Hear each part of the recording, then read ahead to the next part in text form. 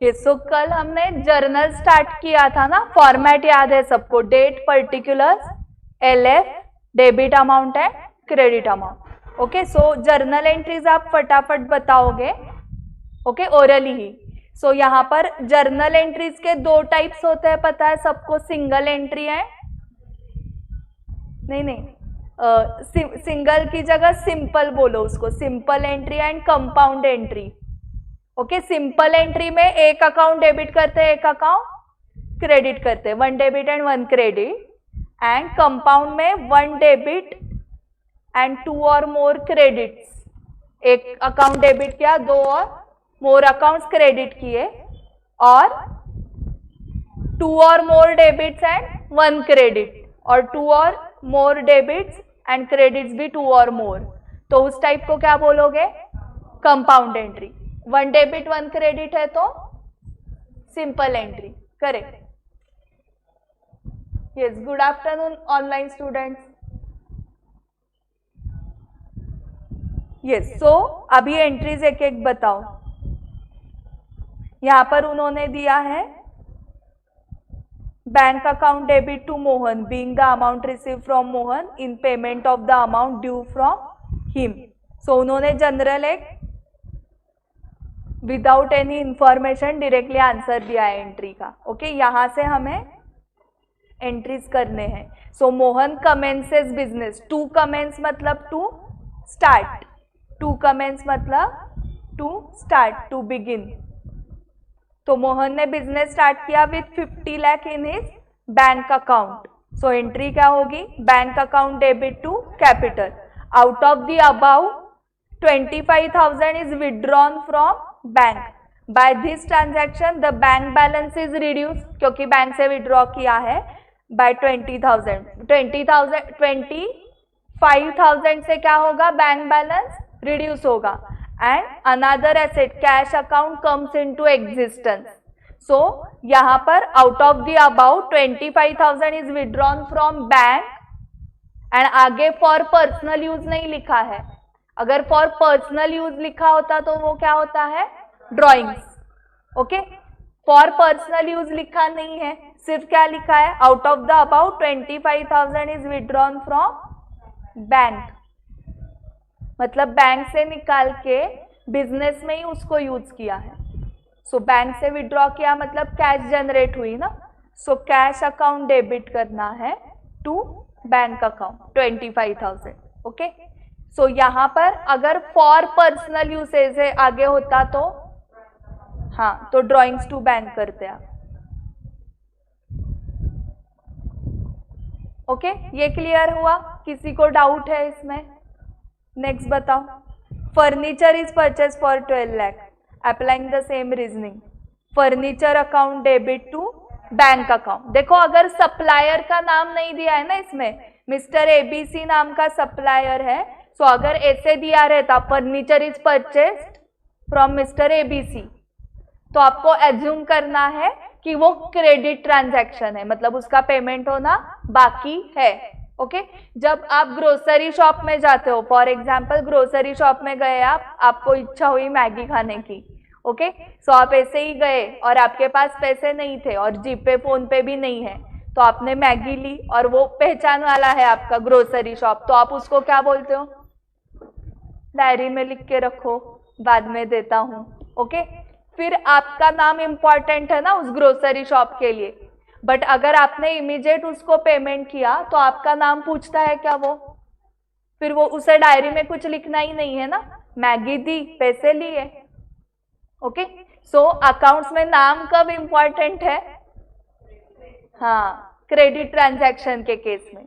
नहीं तो जिन कस्टमर्स ने आपको इमीडिएट पैसे दिए हैं उनका नाम कुछ भी हो, आपको क्या फर्क पड़ता है ना, आपको कैश रिसीव हो गई है, ठीक है। सो यहाँ पर अगर नाम दिया रहता तो उस केस में वो क्या होता है, कौन सी ट्रांजैक्शन, क्रेडिट ट्रांजैक्शन, देन उस केस में आप furniture account debit to mister ABC करते, बट यहाँ पर नाम नहीं दिया है तो आपको क्या एज्यूम करना है, पेमेंट हो चुका है, पेमेंट इमीडिएट हो चुका है, मतलब वो कैश ट्रांजैक्शन है। सो एंट्री क्या होगी, फर्नीचर टू बैंक। नेक्स्ट बताओ, purchase goods for ₹4 lakh, purchases account debit to bank, correct. Next, purchase goods for ₹10 lakh on credit from Messrs Ram Naren Brothers. Now purchases account debit to Messrs Ram Naren Brothers, नाम दिया है मतलब credit transaction है. Sold goods to Messrs Ram and Company for 6 lakh, amount is received in check, bank account debit to sales. Sold goods to Ramesh on credit 13 lakh, Ramesh account debit to sales. Received check from Ramesh 13 lakh, bank account debit to Ramesh, correct. Paid rent 1 lakh, rent to bank. Paid 22,000 to the clerk as salary. So salary account debit करना है, यहाँ पर clerk का account debit नहीं करना है. Clerk important नहीं है, आज एबीसी आपका एम्प्लॉय होगा, कल पीक्यूआर हो सकता है. ओके, तो क्लर्क अकाउंट डेबिट नहीं करना है. कौन सा अकाउंट डेबिट करना है आपको? Salary, salary to bank. Next, receive 2,20,000 interest, bank to interest, correct. 2,20,000. ये अभी तक के सिंपल एंट्री हुए. सो उन्होंने बताया कंबाइंड एंट्री में आप क्या कर सकते हो, एक ही एंट्री में दोनों को डेबिट दे सकते हो. Illustration 4, analyse transactions of messrs Sahil and company for the month of March 22. मार्च के मंथ में साहिल एंड कंपनी के कितने ट्रांजैक्शंस हुए हैं? 5. उनको एनालाइज करना है on the basis of double entry system by adopting the following approaches. Accounting equation approach and traditional approach. Accounting equation approach मतलब ही मॉडर्न अप्रोच. मॉडर्न अप्रोच में क्लासिफिकेशन कैसे करते हो? कितने अकाउंट्स में? 6. एंड ट्रेडिशनल में 3, पर्सनल, नॉमिनल, रियल. एंड इधर 6 के पेयर्स बताओ. Asset, liability, income, expense, capital, drawing. Okay, तो ऐसे क्लासिफिकेशन करना है आपको मॉडर्न अप्रोच में. ओके, एंड ट्रेडिशनल, पर्सनल का debit the receiver, credit the giver. Nominal का debit all expenses and losses, credit all incomes and gains. And real का debit what comes in, credit what goes out. And इसके asset increase हुआ तो debit, decrease हुआ तो credit. Liabilities increase हुए तो credit, decrease हुए तो डेबिट. इनकम इंक्रीज हुआ तो क्रेडिट, डिक्रीज हुआ तो डेबिट. एक्सपेंस इंक्रीज हुए तो डेबिट, डिक्रीज हुए तो क्रेडिट. कैपिटल बढ़ गया, इन क्रेडिट ना, कैपिटल बढ़ गया, इंक्रीज हुआ तो क्रेडिट एंड कम हुआ तो डेबिट. ड्रॉइंग्स बढ़ गए, इंक्रीज हुए तो डेबिट, ड्रॉइंग्स कम हुए तो क्रेडिट. ऐसे रूल्स लगाने मॉडर्न अप्रोच में. Now Sahil introduce capital through bank. So entries बताओ directly. Bank to capital. Cash withdrawn from Citibank. यहां पर आगे दिया है क्या? For personal use. हाँ, तो फिर हाँ, cash to bank. Loan of ₹500 taken from mister Y, correct. Cash loan लिया मतलब कैश और बैंक बैलेंस बढ़ जाएगा ना, पैसे मिलेंगे आपको. And at the same time loan लिया है मतलब लायबिलिटी बढ़ गई ना, to loan from Y account. Salaries paid for the month of March 22 300 and 100 is still payable for the month of March 22. So एक है पेड सैलरी एंड दूसरी है आउटस्टैंडिंग सैलरी. यस, बताओ. Salary account debit to bank, हाँ, to outstanding salary. Okay, total salary 400 है. So salary account को मैं debit करूंगी with 400. Salary account debit 400 to cash और टू बैंक. पेमेंट कितना किया है? सैलरी पेड कितनी है? करेक्ट. एंड आउटस्टैंडिंग कितनी है?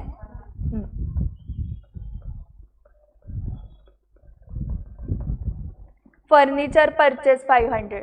Furniture account debit to bank, correct. तो उन्होंने बोला है कि दोनों अप्रोच से ही आपको एनालाइज करना है ट्रांजैक्शन. ऐसे पूछा था ना क्वेश्चन. बट हमने वो किया ही नहीं, हमने क्या किया, जर्नल एंट्रीज पास किए। बट हमें पूछा था analyse the transaction by both approaches. So analyse करना है मतलब क्या, ट्रांजैक्शन पढ़ के कौन से अकाउंट्स अफेक्ट हो रहे हैं। जैसे कैपिटल इंट्रोड्यूस, ये ट्रांजैक्शन में कौन से अकाउंट्स अफेक्ट होते हैं, bank account and capital account, and then उसका डेबिट क्रेडिट डिसाइड करना है बाय बोथ अप्रोच।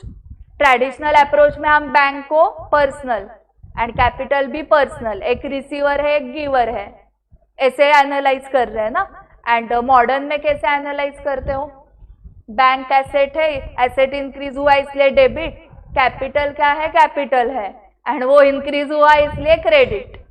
ठीक है, सो उनको आगे उन्होंने पूछा है what conclusions one can draw from the above analysis. So आपको क्या कंक्लूजन मिला, कौन से भी अप्रोच से जाओ जर्नल एंट्री सेम होती है, correct. So business analysis of business transaction, accounting equation approach, equation याद है सबको, assets is equal to liabilities plus capital. So उन्होंने ऐसे एनालाइज किया है, देखो जब कैपिटल इंट्रोड्यूस हुआ तब बैंक बैलेंस है, कैपिटल बढ़ गया। जब कैश विड्रॉ की थी ना तब कैश बढ़ गया है, बैंक बैलेंस कम हो गया। देन यहाँ पर लोन लिया था फ्रॉम वाई 500 का, तो बैंक बैलेंस बढ़ गया एंड लायबिलिटी बढ़ गई। देन ये क्या है, सैलरी पे की थी ना, ओके, सैलरी मतलब एक्सपेंस, एक्सपेंस से कैपिटल कम होगा ना, एंड इनकम से कैपिटल बढ़ जाएगा। सो salary expense, total salary expense 400 था, तो 400 से कैपिटल कम करना है, एंड पे कितना किया था उसमें से 300, तो बैंक बैलेंस कम हो जाएगा 300 से, एंड आउटस्टैंडिंग सैलरी भी थी उसी एंट्री में 100 की, तो क्या बढ़ गया, लायबिलिटी। ओके, सो देखो यहाँ पर assets is equal to capital plus liability, तो हमारा कैपिटल 400 से माइनस हुआ है, क्यों माइनस हुआ, एक्सपेंस हुआ 400 का, and at the same time liability बढ़ रही है 100 से, करेक्ट, 100 आउटस्टैंडिंग सैलरी था ना, सो माइनस 400 प्लस 100 कितना होता है, माइनस, हाँ, तो ये बैंक के साथ मैच हो गया ना, एसेट के साथ। हमारा अकाउंटिंग इक्वेशन मैच होना चाहिए, asset is equal to liabilities plus capital वाला। नाउ ये क्या हुआ, हाँ, फर्नीचर बढ़ गया एंड बैंक बैलेंस कम हो गया, ठीक है, एंड देन टोटल्स लिए सबके, तो 4200 एसेट्स का एंड कैपिटल प्लस लायबिलिटीज का, ठीक है।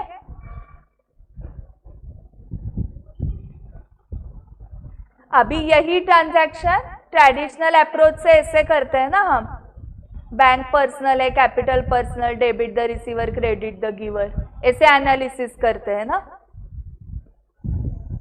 एंड यहाँ पर कंक्लूजन देखो, it is evident from above analysis that procedure for analysis of transaction, classification of accounts and rules for recording business transaction under accounting equation approach and traditional approach are different.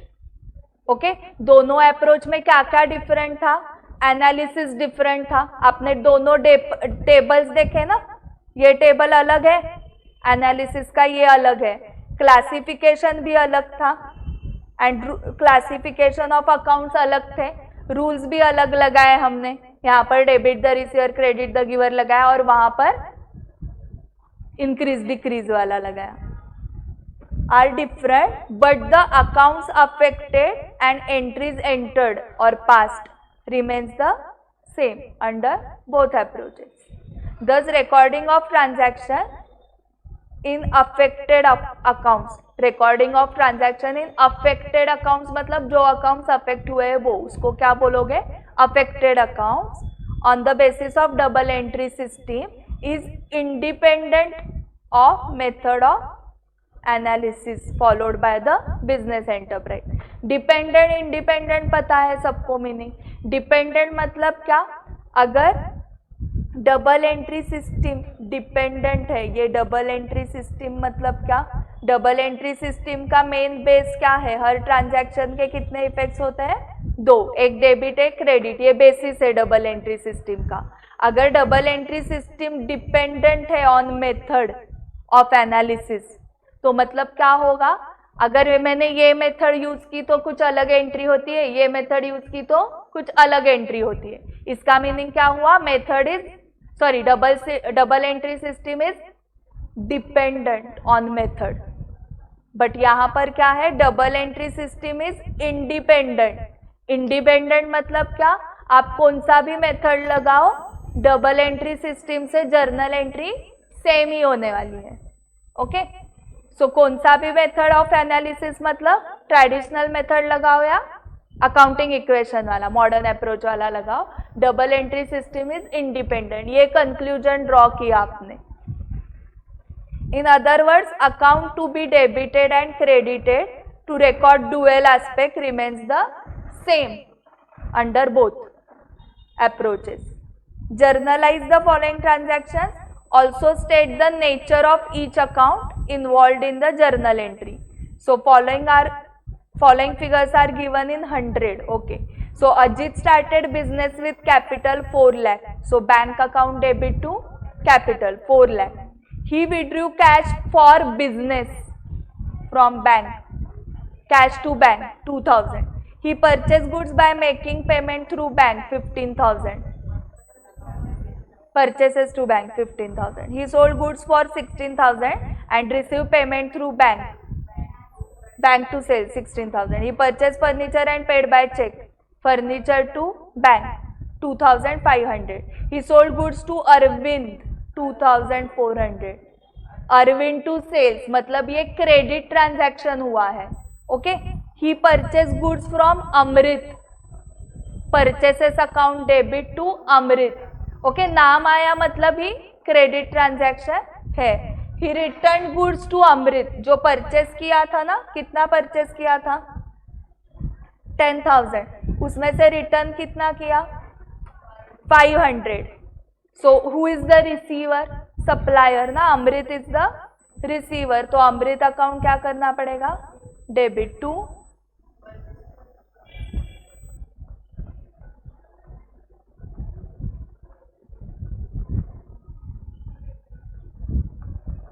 $500. He received from Arvind 2,300 in full settlement. So Arvind को हमने cell देखो कितने का किया था 2,400 का, but Arvind से हमें रिसीव हुए 2,300 इन फुल सेटलमेंट। इन फुल सेटलमेंट मतलब अभी और कुछ नहीं आने वाला है, मतलब 100 का लॉस हुआ है हमें, सो वो हमने डिस्काउंट दिया है अरविंद को। ओके, सो एंट्री क्या हुई, पैसे कितने आए, बैंक अकाउंट डेबिट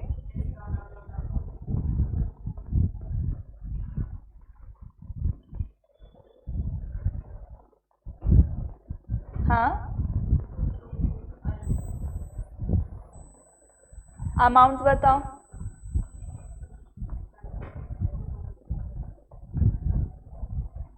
ठीक है। Next, he withdrew goods for personal use, drawings है, सो ड्रॉइंग्स टू कैश नहीं विड्रॉ की है, गुड्स विड्रॉ किए हैं।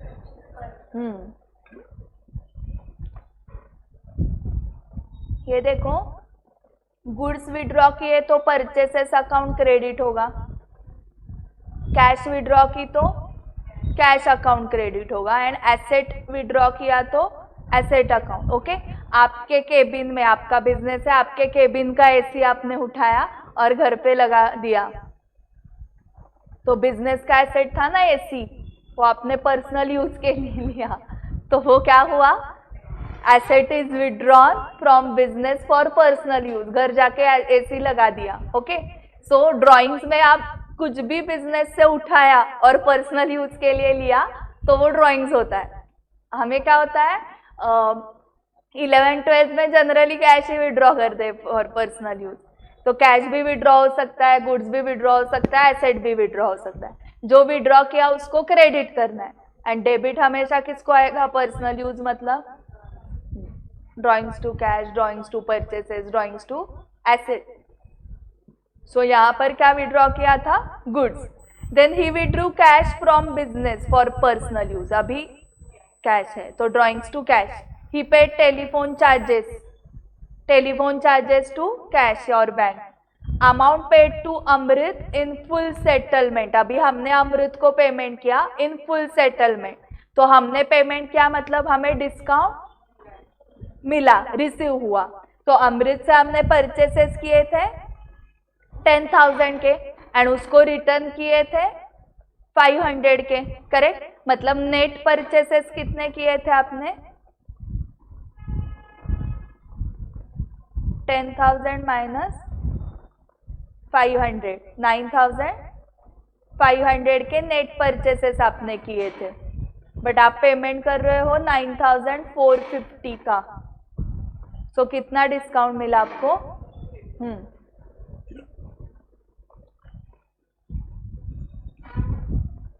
Entry Amrit is the receiver ना.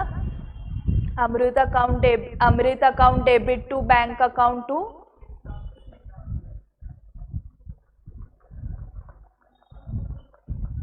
यस. टोटल पेएबल 9,500 था बट हमने किया 9,450 एंड बाकी 50 का हमें क्या मिला? डिस्काउंट मिला. Next, paid for stationery 200, rent 5,000 and salary to staff 2,000 from bank.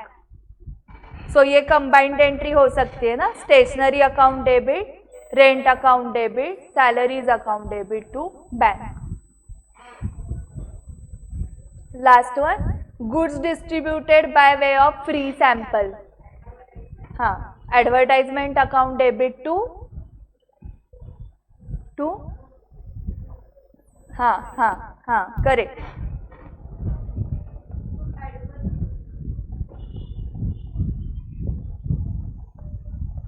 Advertisement account debit 2,000 to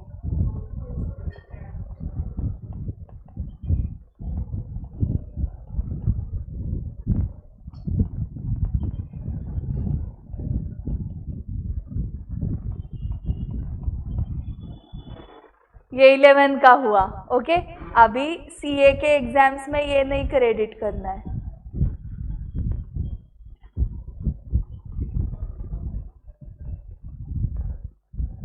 purchases account credit करना है, ठीक है. ड्राइंग्स में भी अगर गुड्स विड्रॉ किए फॉर पर्सनल यूज, तो एक 11th में ऐसे था कि drawings account debit to goods withdrawn for personal use. So goods withdrawn for personal use इतना बड़ा अकाउंट नहीं लेना है, वहां पर भी drawings to purchases. Free sample के लिए भी हाँ परचेसेस, एडवर्टाइजमेंट टू परचेसेस, ठीक है.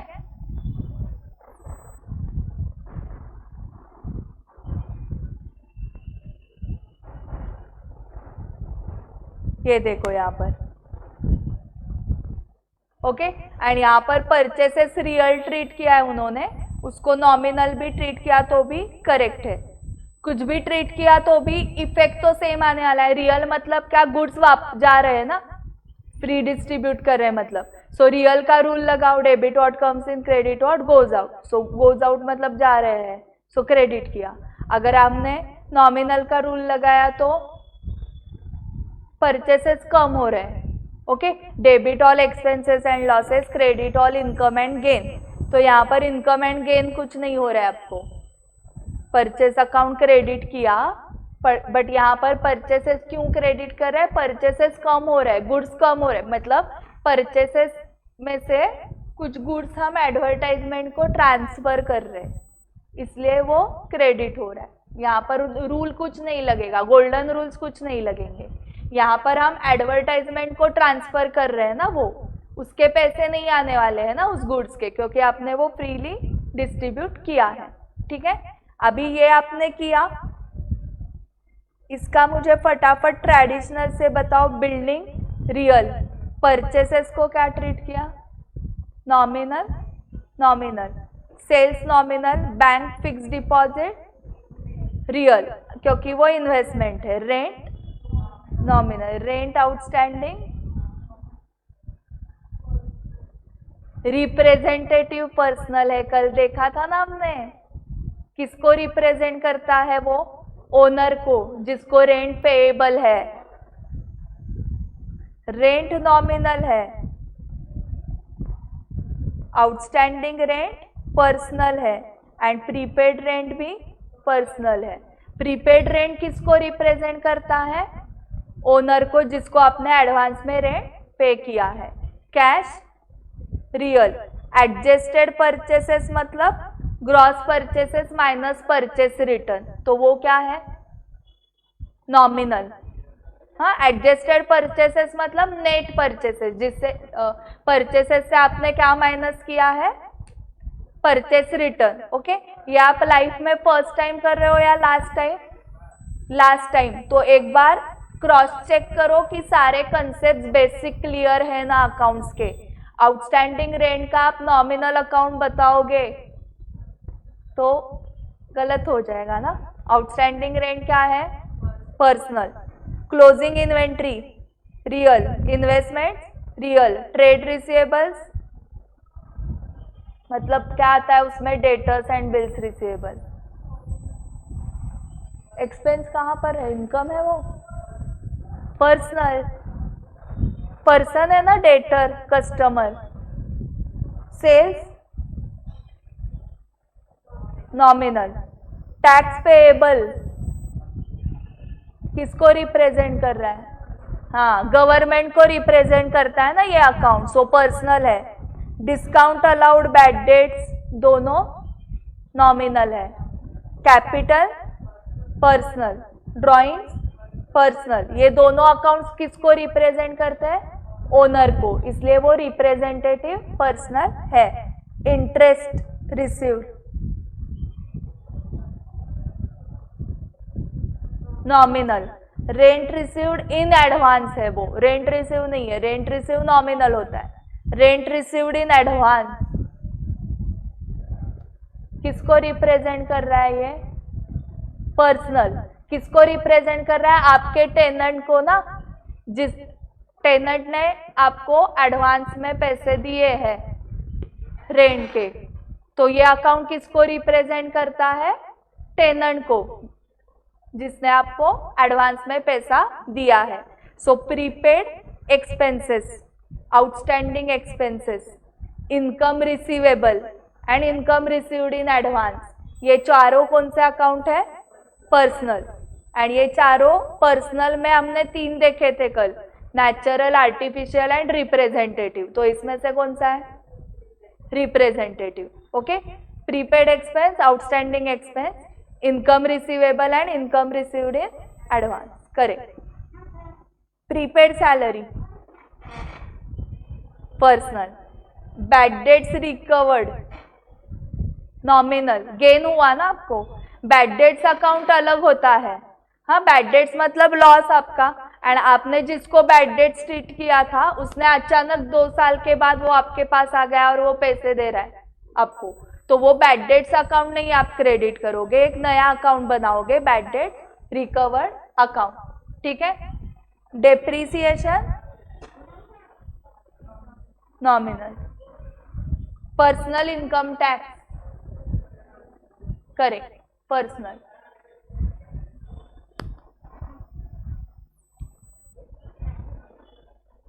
एंड यही मॉडर्न अप्रोच से भी आ जाएगा आपको। मॉडर्न अप्रोच में एसेट लायबिलिटी या इनकम एक्सपेंस या कैपिटल और drawings.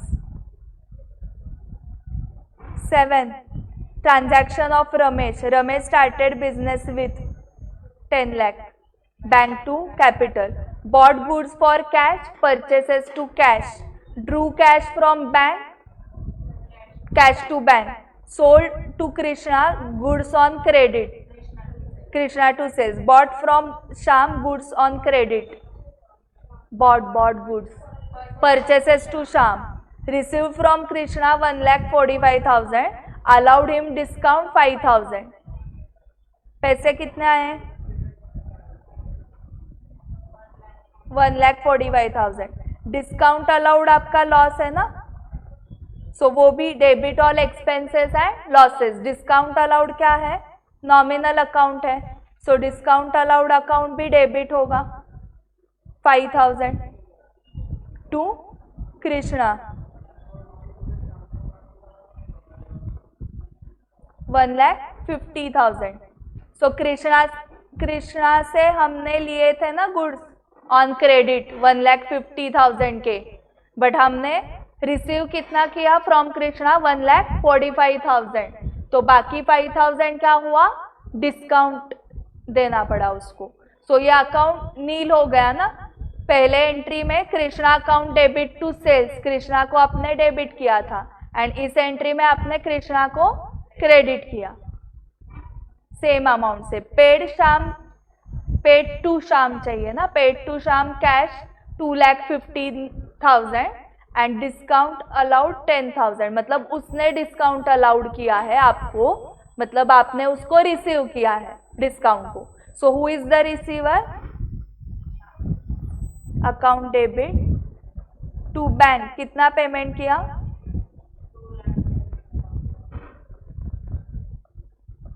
To discount received account.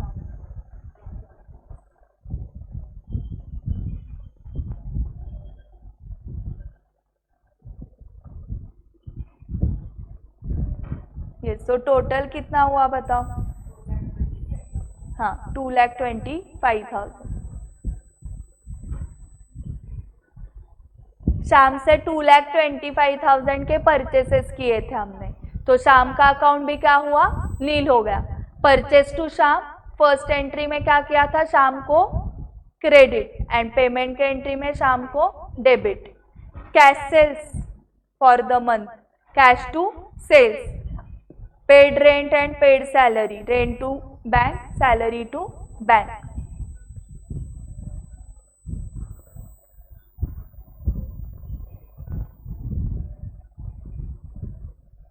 Accounting for GST, introduction to GST. GST का फुल फॉर्म पता है सबको, गुड्स एंड सर्विस टैक्स नहीं है, सर्विसेस.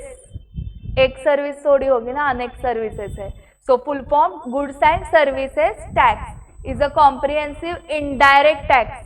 ओके, सो दो टाइप के टैक्स होते हैं, पता है आपको, डायरेक्ट एंड इनडायरेक्ट. कैसे पता है, ओके. सो डायरेक्ट मतलब डायरेक्टली आपके इनकम पे टैक्स लगता है. ओके, तो इनकम के स्लैब्स होते हैं, स्लैब्स. सो अगर 10 लाख 20 लाख के ऊपर आपका एनुअल इनकम गया तो ही टैक्स पे करना पड़ता है, income tax. But indirect tax जो है ना, वो एक बेगर भिखारी भी पे करता है. कैसे, उसने पार्ले जी बिस्किट अगर परचेस किया 10 रुपीज का, तो उस एमआरपी में लिखा रहता है, देखो, इंक्लूसिव ऑफ ऑल टैक्सेस. सो मतलब बेगर ने क्या पे किया, जीएसटी पे किया. ओके, सो आप कौन सा भी प्रोडक्ट परचेस करते हो और उसमें जीएसटी इंक्लूड है, तो आपने इनडायरेक्टली जीएसटी पे किया है. सो मतलब इनडायरेक्टली आपने टैक्स पे किया, आपको पता नहीं रहता है. ओके, आप जाओ ग्रोसरी शॉप में, ये बिस्किट्स लो, वेफर्स लो, तो आप जब परचेस कर रहे हो मतलब आप इनडायरेक्टली टैक्स पे कर रहे हो. सो पहले मल्टीपल इनडायरेक्ट टैक्सेस थे इंडिया में, पता होगा आपको, क्या नाम से थे. स्टेट का जो था, स्टेट गवर्नमेंट को जो इनकम मिलता था वो वैट था, value added tax, which is levied on sale of goods. Okay, मतलब किसी शॉपकीपर ने, बिजनेसमैन ने सेल किया तो उस सेल अमाउंट पे वो वैट लगाता था. तो आपसे मतलब अल्टीमेटली कस्टमर से वो टैक्स आ रहा था बिजनेसमैन को. अगर 1,000 का सेल अमाउंट है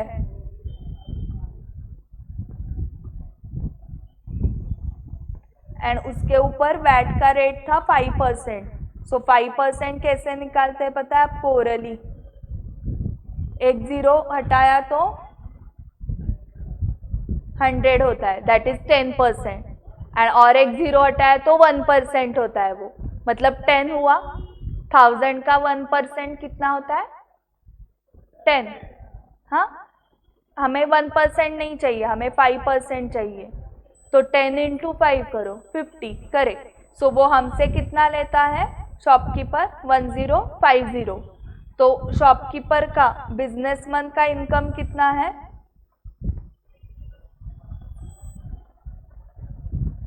1000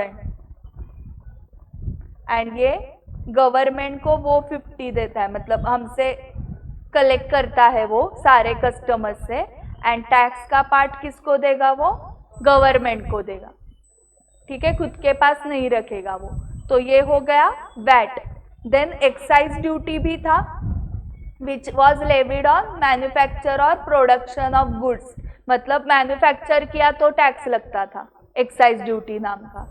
देन सर्विस टैक्स कब लगता था, जब आप सर्विस प्रोवाइड करते हो तो सर्विस टैक्स लगता था, ऐसे मल्टीपल टैक्सेस थे। तो वैट का इनकम स्टेट गवर्नमेंट का था, and excise duty and service tax, service कौन प्रोवाइड करते हैं पता है आपको, lawyer, architect, CA, CMA, okay, dietitians, doctors, मतलब जो कंसल्टेंसी देते हैं वो गुड्स थोड़ी सेल कर रहे हैं ना, वो क्या दे रहे हैं, सर्विस, तो उनको कौन सा टैक्स लगता था, सर्विस टैक्स। तो service tax and excise duty ये दो सेंट्रल गवर्नमेंट का इनकम था, एंड वैट किसका इनकम था, स्टेट गवर्नमेंट का। तो जीएसटी आने में इतना टाइम क्यों लगा, आपको समझा होगा। जीएसटी में मतलब एक ही सारे टैक्सेस अभी एक ही इसमें मर्ज हो गए, तो प्रॉब्लम आया कि इसमें से स्टेट गवर्नमेंट का इनकम कितना है, सेंट्रल गवर्नमेंट का इनकम कितना। इसलिए आप देखते होंगे अगर 18% जीएसटी है तो सेंट्रल को कितना जाता है एंड स्टेट को हाफ हाफ, करेक्ट। 12% जीएसटी का रेट है तो 6 जाता है। आप जब होटल में जाते हो तब 5% का जीएसटी लगता है, होटल का बिल चेक करो अभी नेक्स्ट टाइम जाओगे तब, एंड वो 2.5 एंड 2.5 ऐसे बिल पे दिया रहेगा, ठीक है।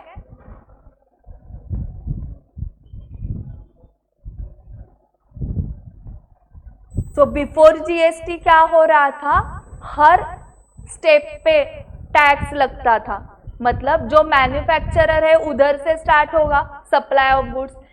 मैं मैन्युफैक्चरर हूँ, ओके, मैंने 1 लाख के गुड्स मैन्युफैक्चर किए तो मुझे एक्साइज ड्यूटी लगता था, वो मैं चार्ज करती थी कस्टमर को। सो फॉर एग्जाम्पल 10%, तो वो 1,10,000 अमाउंट हो गई। सो 1,10,000 मैंने कस्टमर से लिया, होलसेलर। ये मैन्युफैक्चरर क्या करता है, 10,000 ऐड करके लगाता है होलसेलर को, फिर होलसेलर के लिए ये कॉस्ट हो गई ना, ओके। होलसेलर क्या करने वाला है आगे, रिटेलर्स को सेल करने वाला है ना, ओके। रिटेलर्स मतलब फॉर एग्जाम्पल बालाजी के वेफर्स आप खाते हो या अमूल का आइसक्रीम, सो अमूल मेन मैन्युफैक्चरर है, वो होलसेल में पहले सेल करता है, फिर होलसेलर से आप जो अमूल के शॉप्स देखते हो छोटे छोटे, हम अमूल के शॉप में जाके आइसक्रीम खरीदते हैं, या ग्रोसरी शॉप या मेडिकल शॉप में एक बाहर ऐसे क्या रहता है, फ्रीज रहता है जिसमें आइसक्रीम रहता है अमूल का, ओके। मतलब वो रिटेलर हुआ, उस मेडिकल शॉप ने कहाँ से खरीदा वो अमूल का आइसक्रीम, डायरेक्टली अमूल से नहीं, होलसेलर से। सो होलसेलर वैट लगाता था उसके ऊपर 11,000। सो मतलब ये 10,000 टैक्स का पोर्शन था, उस टैक्स पे ये टैक्स लग गया ना, और ऐसे करते करते हमारे तक आने तक तो क्या होता था, अभी ये होलसेलर से रिटेलर के पास गया है, रिटेलर उसमें टैक्स ऐड करेगा, एंड फिर वो फ्रीज से ओपन होके अमूल का आइसक्रीम हमारे हाथ में आता है, एंड हम पेमेंट करते हैं, इतने टैक्सेस का पेमेंट हम ही कर रहे थे। मैन्युफैक्चरर को क्या है, मैन्युफैक्चरर ने गवर्नमेंट को पे किया 10,000, एंड किससे रिकवर किया, होलसेलर से। होलसेलर ने इसको पेमेंट किया तो होलसेलर रिकवर करेगा फ्रॉम रिटेलर, रिटेलर किससे रिकवर करेगा, हमसे। हम कौन है, फाइनल कंज्यूमर। तो वो फाइनल कंज्यूमर अगर आइसक्रीम का कप एक बेगर ने परचेज किया तो वो बेगर भिखारी वो अल्टीमेटली टैक्स पे कर रहा है। ये सिर्फ रिकवर करते जा रहे हैं ना, ये चेन जो है सप्लाई चेन, ओके। तो ये टैक्स पे टैक्स हो रहा था, इसलिए अभी ऐसे नहीं होता है, इसलिए तो वो इनपुट टैक्स का क्रेडिट मिलता है ना, पहले आपने परचेज के टाइम टैक्स पे किया है तो गवर्नमेंट को टैक्स पे करते वक्त आप उतना माइनस करते हो एंड नेट अमाउंट पे करते हो, ठीक है। सो वो डिटेल में हम मंडे को देखते हैं। तो मैं आपको संडे के लिए कुछ जर्नल एंट्रीज एंड लेजर दूं क्या प्रैक्टिस के लिए, या लेजर मत दूं?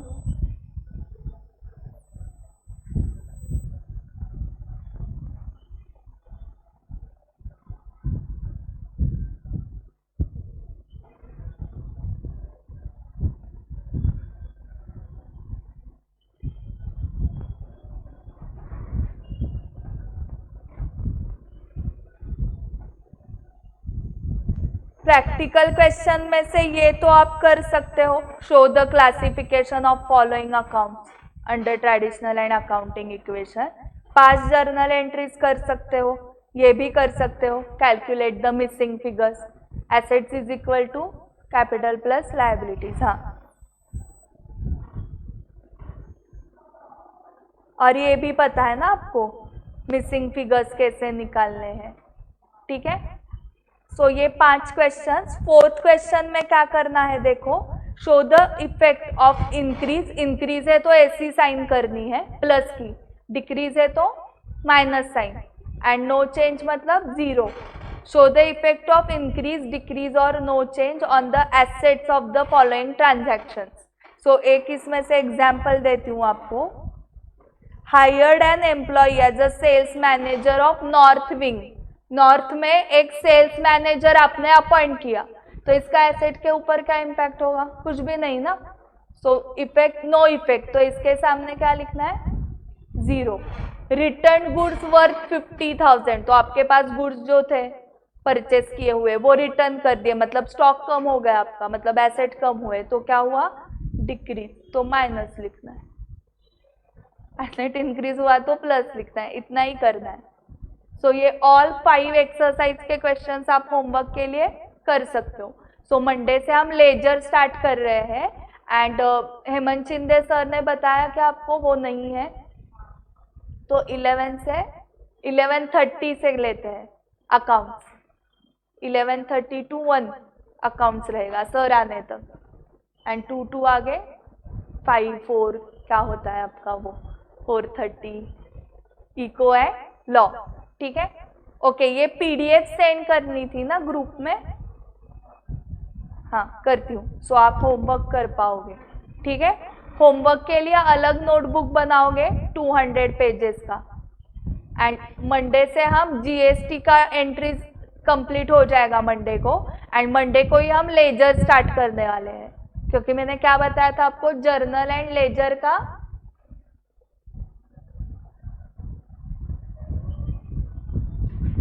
जर्नल एंड लेजर के क्वेश्चंस नहीं आते हैं, ठीक है। एंड मैं सीए डे एक्टिविटीज का ग्रुप पे डाल रही हूँ गूगल फॉर्म।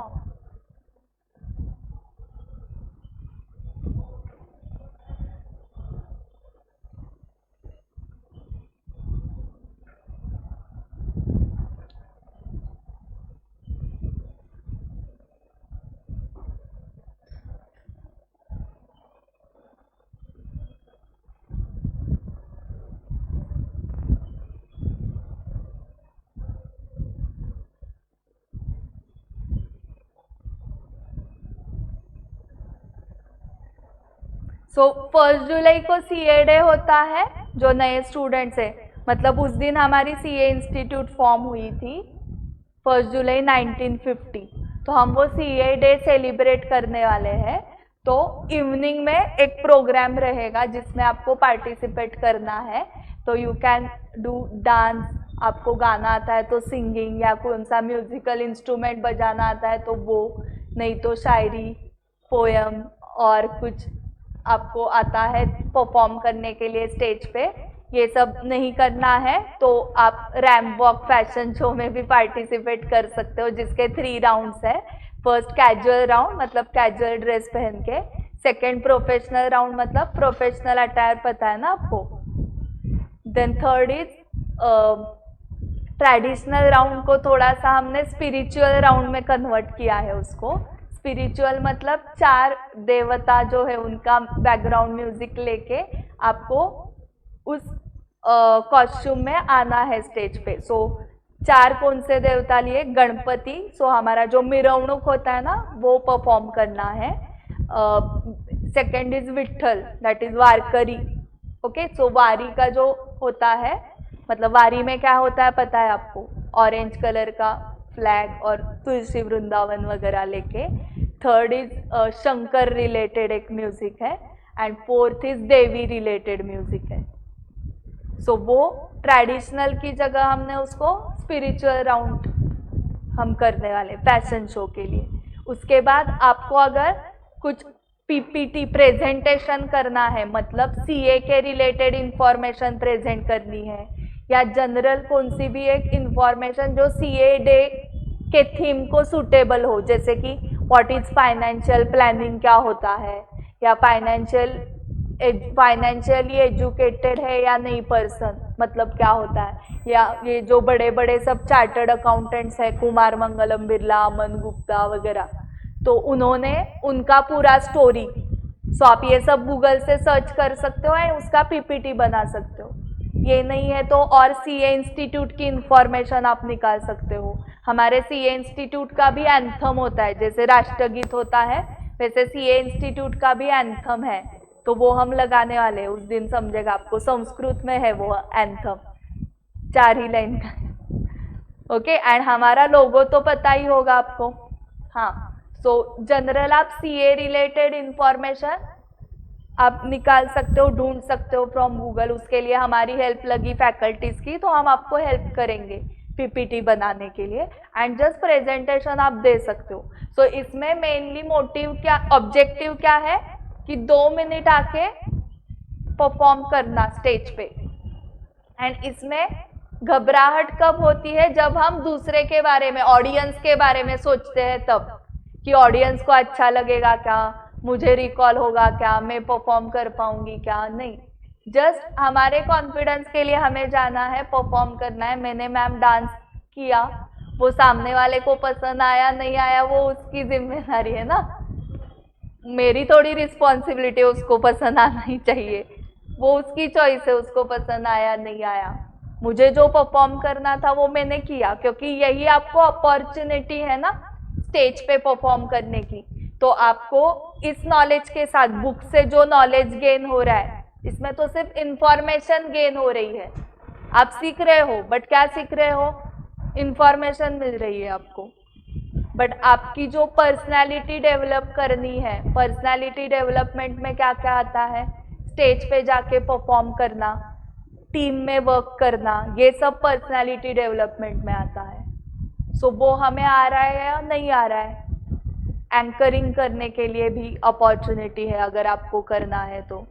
सो कुछ तो जाके मुझे परफॉर्म करना है। 30 सेकेंड्स 1 मिनट भी परफॉर्म किया तो भी चलने वाला है, बट आपको ही कॉन्फिडेंस आएगा ना कि मैम मैं स्टेज पे जाके 1 मिनट कुछ तो करके आ गया। एंड इसी से ही आप सीखते जाओगे। ओके, नहीं तो कैसे होगा? मैम सीए तो मैं बन गई।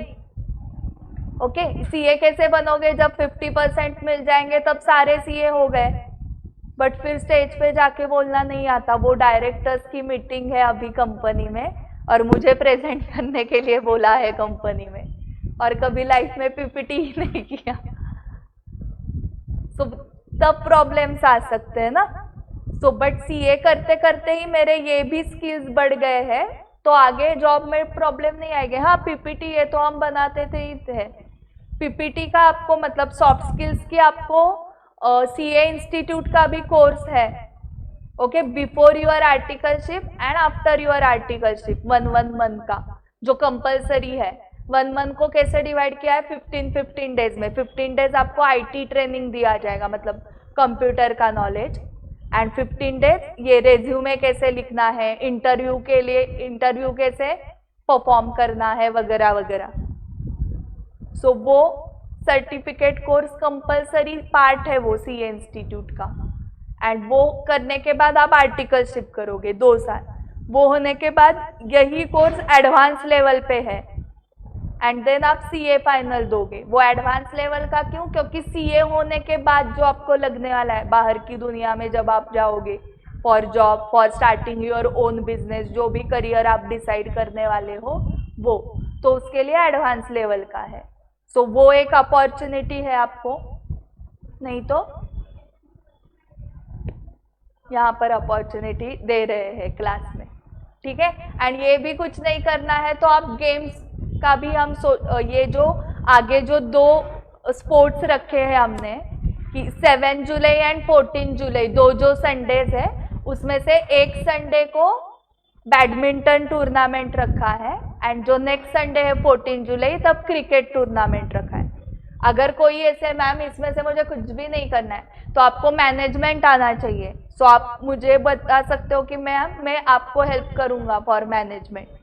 मैनेजमेंट मतलब कैसे? जो अभी लोग ये गूगल फॉर्म भरेंगे, ओके, अभी 20 लोगों ने भरा कि डांस करना है, 20 लोगों के डांस हमें सीक्वेंस लगाना पड़ेगा, कौन कब डांस करने वाला है, और बैक टू बैक डांस रख के चलेगा क्या? बताओ। सो रॉन्ग हुआ ना प्रोग्राम। मतलब क्या करना पड़ेगा? बेंच पे किसी का सॉन्ग है, किसी का म्यूजिक, कुछ इंस्ट्रूमेंट बजाने वाला है, करेक्ट। एंड ये सब सीक्वेंस एंकर को देना पड़ेगा, एंकर को स्क्रिप्ट लिखना पड़ेगा, ओके।